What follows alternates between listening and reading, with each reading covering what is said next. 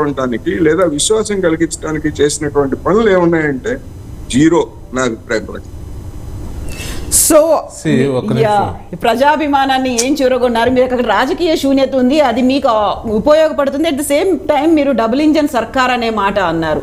So ఆంధ్రప్రదేశ్లో అది work out అవుతుంది అనుకుంటున్నారా మీరు? భారతీయ జనతా పార్టీకి సంబంధించి నోటా కన్నా తక్కువ ఒక రాజకీయ పార్టీగా ప్రత్యేక పరిస్థితుల్లో మా మీద బీజేపీ ఎదగడం ఇష్టం లేనటువంటి శక్తులు, అలాగే నరేంద్ర మోడీ గారి మీద వ్యక్తిగతమైనటువంటి దాడులు చేసినటువంటి నేపథ్యంలో, వ్యక్తి హననం చేసినటువంటి నేపథ్యంలో మా సానుభూతి పరులు, సాంప్రదాయమైనటువంటి ఓటర్లు సైతం చంద్రబాబు నాయుడు గారిని ఓడించాలనేటువంటి క్రమంలో జగన్మోహన్ రెడ్డి గారి వైపు కొంత మొగ్గు చూపారు. దానివల్ల మేము నష్టపోయాము, తక్కువ శాతానికి పడిపోయినటువంటి మాట వాస్తవం. కానీ ఈరోజు మాకు నియర్లీ 6% అబోవ్ మేము సాధించగలిగినాం. ఇప్పటి వరకు జరిగినటువంటి ఆత్మకూరు, తిరుపతి, లేకపోతే బద్వేలు ఉప ఎన్నికలు ఇవన్నీ చూసుకోండి మీరు అంకెలు. మేము 6% కనుక వచ్చినామని మా అభిప్రాయం బాగుంది. తర్వాత వారు చెప్పినట్లు అద్దె కొంపల్లో పెట్టచ్చు కదా అని చెప్తే, మేము అద్దె ఇన్స్టిట్యూషన్లు కూడా అద్దె బిల్డింగ్లోనే నడిపాము. ఆ రోజు ఏమన్నారు, ఇలాంటి పెద్ద మనుషులు చాలామంది టీవీల ముందరకు వచ్చి పొద్దున్న లేచిన నుంచి చూసారా సొంత బిల్డింగ్లు కూడా నిర్మాణం చేయలేదు. ఎడ్యుకేషన్ ఇన్స్టిట్యూషన్ అతి తక్కువ కాలంలో ఎక్కువ ఇన్స్టిట్యూషన్ని ఎక్కడా లేని విధంగా ఈరోజు ప్రధానమంత్రి ప్రాతినిధ్యం వస్తున్నటువంటి నరేంద్ర మోడీ గారి స్టేట్లో కూడా లేనటువంటి ఇన్స్టిట్యూషన్స్ అన్నీ మేము తెచ్చిపెడితే చూసారా ఇప్పటికి కూడా సొంత భవనాలు లేవని మాట్లాడారు. అద్దె భవనాల్లో ఉంటే అద్దె భవనాల్లో పెట్టారు, సొంత భవనాలు లేరంటారు. రాష్ట్ర ప్రభుత్వాన్ని మాత్రం వీళ్ళు ప్రశ్నించరు. రాష్ట్ర ప్రభుత్వాన్ని ఎందుకు అడగరు? ఇలాంటి పెద్ద మనుషులు ఏమయ్యా జగన్మోహన్ రెడ్డి గారు మీరు తప్పు చేస్తున్నారు, కేంద్రం ఈ మాట చెప్పింది రైల్వే జోన్ ఏర్పాటు చేస్తా, భూమి ఇవ్వలేదంటే ఎందుకు ఇలారు? లేకపోతే శ్రీకాళహస్తి నడుకూడి రైల్వే లైన్కి సంబంధించి ఏమి, బెంగళూరు కడపకు సంబంధించి మీ నాన్నగారు స్వప్నం కదా, ఎందుకు చేయవు? అక్కడ స్థలం ఎందుకు ఇవ్వు? ఈ 300 కోట్ల రూపాయల డబ్బులు ఎందుకు ఇవ్వు? లేకపోతే ఇరిగేషన్ ప్రాజెక్టులు ఎందుకు నువ్వు నిర్మాణం చేయవు? కేవలం 10,000 కోట్లు మాత్రమే ఈ 5 ఏళ్ల కాలంలో నువ్వు బడ్జెట్లో అలకేట్ చేసినావు. గత ప్రభుత్వాలు కూడా ఎక్కువ చేసినాయి. పోలవరానికి ఇచ్చినటువంటి డబ్బులు ఎందుకు సద్వినియోగం చేయట్లేదు? సో ఇవన్నీ పెద్దవాళ్ళు మాట్లాడరు. భారతీయ జనతా పార్టీ ఎదగకూడదు అనేటువంటి వాళ్ళకు ఉన్నటువంటి ఒక సోకాళ్ళు మేధావులు ఎవరైతే ఉన్నారో వాళ్ళకి హెడెన్ ఎజెండా వేరే ఉంటుంది, వాళ్ళ యొక్క రాజకీయ నేపథ్యం, సిద్ధాంత నేపథ్యం వేరేగా ఉంటుంది. దాని కారణంగా న్యూట్రల్ పర్సన్స్ అనేటువంటి పేరు మీద వచ్చి మమ్మల్ని అందరినీ కూడా దెబ్బ కొట్టాలనేటువంటి ప్రయత్నం అన్నిత్యం చేస్తుంటారు. కానీ భారతీయ జనతా పార్టీకి ఇవన్నీ ఇట్స్ కామన్. ఓకే, అయితే మీరు ఇప్పుడు చెప్పిన ఉప ఎన్నికలు కూడా ఈ మధ్య కాలంలో వచ్చినటువంటి ఉప ఎన్నికలు ఏవి కాదు కదా? 1 year బిఫోర్ వరకు వచ్చినటువంటి పర్సెంటేజ్ని మీరు తీసుకోండి. మేము వచ్చినాం కదా, బద్వేలకు సంబంధించి, ఆత్మకూరుకు సంబంధించి, తిరుపతి పార్లమెంట్ ఇవన్నీ వరుసపెట్టి 1/1 వచ్చినాయి కదా. వాటిల్లో పర్సెంటేజ్ మీరు ఆవరేజ్ లెక్కను తీసుకున్నట్లయితే 6% వరకు రీచ్ అయ్యామని మాకు చాలా స్పష్టమైనటువంటి అభిప్రాయం ఉంది. ఇప్పుడు ఇంకా రాబోయే రోజుల్లో మేము తప్పనిసరిగా అది రేపు పార్లమెంటు, అసెంబ్లీ ఎన్నికలు రెండు కలిపి జమిలీ ఎలక్షన్లు వస్తున్నటువంటి నేపథ్యంలో నరేంద్ర మోడీ గారి యొక్క విశ్వాసం, ఆయన మీద ఉన్నటువంటి ఒక నాయకుడిగా చేస్తున్నటువంటి పాలన మీద ప్రజలందరూ కూడా అట్రాక్ట్ అయి ఉన్నారు. ఏ పార్టీలు లేదు, సిద్ధాంతాలు లేదు, ప్రాంతాలు లేదు, కులాలు లేదు, అన్నిటిని పక్కన పెట్టి ఈ దేశాన్ని ఆర్థిక రంగంలో అద్భుతంగా తీర్చిదిద్దుతున్నటువంటి వ్యక్తిన ఈరోజు 3వ స్థానానికి తీసుకొచ్చాడు.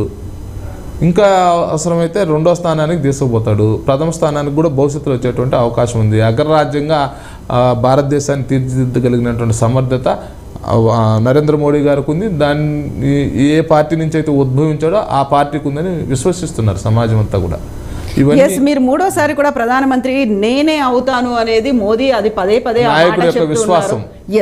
మోదీ కూడా ఆ మాట చెప్తున్నారు. నేను కూడా నాయకుడికి విశ్వాసం ఉండాలి. ఆయనకు ఆ స్వప్నం కనపొస్తుంది ప్రజల నుంచి వస్తున్నటువంటి. ఇప్పుడు ఛత్తీస్గఢ్ రాష్ట్రం ఉంది కాంగ్రెస్ పార్టీకి సంబంధించి. అన్ని ఛానల్స్లో మనం ఎన్నికలు అయిపోయినప్పుడు సర్వే ఫలితాలు ఏమని వచ్చినాయి? ఛత్తీస్గఢ్లో కాంగ్రెస్ వస్తుందని చెప్పారు కదా. మరి బీజేపీ వచ్చిందా లేదా? అక్కడ కూడా ప్రజల్లో ఒక సైలెంట్ ఓటింగ్. అదే సేమ్ టైంలో కాంగ్రెస్ కూడా పుంజుకుంటోంది అని మీకు అనిపించట్లేదా? ఎక్కడ వాళ్ళకు ఉన్నటువంటి రాష్ట్రాలు పోయినాయి కదా. ఇక్కడ కూడా తెలంగాణకు సంబంధించినటువంటి విషయంలో కూడా భారతీయ జనతా పార్టీ ఓటు శాతం ఎంత శాతం పెరిగింది? అయితే మాకు అంతకుముందు ఉన్నటువంటి సీట్లన్నీ కేవలం 1 సీటు గెలిచాం సొంతంగా. అలాంటిది 8 స్థానాలు వచ్చినాం. 19 స్థానాల్లో 2వ స్థానానికి పరిమితం అయిపోయినాం తెలంగాణలో. ఓడిపోయినటువంటి పార్టీ ఎవరు? టీఆర్ఎస్ పార్టీ నుంచి అధికారం అక్కడికి బదిలీ అయింది. కానీ ఇప్పుడు కూడా చెప్తున్నాం, మాకు ఇప్పుడు వచ్చినటువంటి ఓట్ షేర్ కన్నా కూడా రేపు 10 ఎంపీ స్థానాలు 100% తెలంగాణలో మేము సాధించబోతున్నాం. సో ఇదే 10 ఎంపీ స్థానాలు కాంగ్రెస్ అంటోంది, బీజేపీ అంటోంది, బీఆర్ఎస్ కూడా అదే 10 ఎంపీ స్థానాలు తెలంగాణలో వస్తాయని అంటోంది. కానీ ఎవరి విశ్వాసం వాళ్ళది, ఎవరి క్యాడర్ని లేకపోతే ప్రజల్లో వాళ్ళ పార్టీకి సంబంధించి కొంత విశ్వాసం నింపే ప్రయత్నం చేసి దానికి మనం ఎవరు అడ్డం చెప్పకూడదు. కానీ బీజేపీ ఒక ప్రాక్టికల్ నాలెడ్జ్తో చెప్తుంది, మాకు వచ్చినటువంటి గ్రాడ్యువల్గా పెరుగుతున్నటువంటి ఓటు శాతాన్ని తీసుకోండి, మా నాయకత్వానికి ఉన్నటువంటి చరిస్మా, మా నాయకత్వానికి లభిస్తున్నటువంటి ఆదరణ, ఈరోజు భారతీయ జనతా పార్టీ కేంద్రంలో వస్తుంది అన్న తర్వాత ఇక్కడ ఉన్నటువంటి వాళ్ళందరూ ఏం కోరుకుంటారు, అరే ఎమ్మెల్యేలు అంటే స్థానికంగా ఉన్నటువంటి కేసీఆర్ మీద వ్యతిరేకత, మనం ఆయన గెలిపించాం కాంగ్రెస్ పార్టీని, ఒక రేవంత్ రెడ్డి గారిని ముఖ్యమంత్రి. కానీ కేంద్రం వైపు చూసేటువంటి క్రమంలో ఎలా ఉంటుంది, నరేంద్ర మోడీ గారు మాత్రమే కనిపిస్తాడు. అయితే మొన్న ఎన్నికల్లో 3 ఎంపీలు బీజేపీ నుంచి పోటీ చేశారు, 3 కాంగ్రెస్ నుంచి పోటీ చేశారు. అంతకుముందు ఎమ్మెల్యేలుగా ఓడిపోయిన ప్రతి వాళ్ళు కూడా ఎంపీకి గెలిచారు కదా. అయితే కాబట్టి మేము చెప్తున్నాం, నరేంద్ర మోడీ గారిని చూసి కేంద్రంలో భారతీయ జనతా పార్టీ అధికారంలోకి రావడం తథ్యం. కాబట్టి ఇక్కడి నుంచి కూడా ప్రాతినిధ్యం ఉంటేనే మనకు మంత్రి పదవులు వస్తాయి, కేంద్రం నుంచి రావాల్సినటువంటి నిధులు సహకారం లభిస్తుందని చెప్పి 100% ప్రజలందరూ కూడా గెలిపిస్తారు. ఆ నమ్మకం ఉంది. మాకు సర్వేల్లో కూడా రిపోర్ట్ వచ్చింది, 10 సీట్లు తప్పనిసరిగా ఇక్కడి నుంచి మేము సాధించబోతున్నాం. ఆంధ్రప్రదేశ్లో కూడా గణనీయమైనటువంటి ఓటు శాతం పెంచుకుంటాం, సీట్లు కూడా సాధిస్తాము. ఈ ఓవరాల్గా ఉత్తరాది మీరు ఏదైతే చెప్తున్నారో, దక్షిణాది ఏదైతే చెప్తున్నారో, ఈ 2 ప్రాంతాల మధ్య ఉన్నటువంటి గ్యాప్ ఏదైతే ఉందో క్రమేణా తగ్గిపోతూ ఉంది. ఒకప్పుడు తమిళనాడులో మనం భారతీయ జనతా పార్టీని ఒక అంటరాని పార్టీగా చూసేటువంటి పరిస్థితి ఈరోజు ఏమైపోయింది, భారతీయ జనతా పార్టీ అన్నామల యొక్క నాయకత్వంలో శరవేగంగా పుంజుకుంటున్నటువంటి విధానం. కర్ణాటక ఎన్నికల్లో కూడా మేము రాబోయే ఎంపీ ఎన్నికల్లో మేము తప్పనిసరిగా సూపర్ డూపర్ హిట్ కొట్టకపోతున్నాం. కర్ణాటకలో వాళ్ళు చేసినటువంటి ఫాల్స్ ప్రామిసెస్ ఏవైతే ఉన్నాయో అవన్నీ కూడా ప్రజల్లోకి నెగిటివ్ సంకేతాలు వెళ్ళిపోయినాయి, అర్థం చేసుకున్నారు, ప్రజలు తిరగబడేటువంటి పరిస్థితికి వచ్చారు. కేరళలో సైతం మాకి నిజంగా 12% ఓట్ బ్యాంక్ పెరిగేటువంటి ఆస్కారం ఉంది. ఎక్కడ భారతీయ జనతా పార్టీ ఇప్పుడు అమిత్ షా హైదరాబాద్కి వచ్చారు, భాగ్యలక్ష్మి టెంపుల్ దగ్గర పూజలు చేస్తున్నారు, ఆ తర్వాత కీలకమైనటువంటి కార్యవర్గ భేటీ ఇవన్నీ జరుగుతున్నాయి. అందులో అమిత్ షా కూడా ఒకే మాట చెప్తున్నారు, 10 ఎంపీ స్థానాలని మేము ఇక్కడ గెలుచుకుంటామని. ఒక టఫ్ టాస్క్ గా అనిపిస్తుందా, ఈజీగానా, లేకపోతే అమిత్ షా కంప్లీట్ రెస్పాన్సిబిలిటీ? ఆయన టాస్క్ మాస్టర్, అమిత్ షా గారు అంటేనే టాస్క్ మాస్టర్, అపర చాణక్యుడు. మాకు మీరు చూడండి, 270 స్థానాలు వస్తే చాలని అనుకున్నాం ఆ రోజుల్లో. ఏమైపోయింది, 10 స్థానాలు అధికంగా ప్రజలు కట్టబెట్టారా లేదా? 2014లో మళ్ళీ ఏమైపోయినాయి, 300+ అని చెప్తే ఏమైపోయినాయి, 303 స్థానాలు వచ్చినాయా లేదా మన పార్లమెంట్ ఎన్నికల్లో?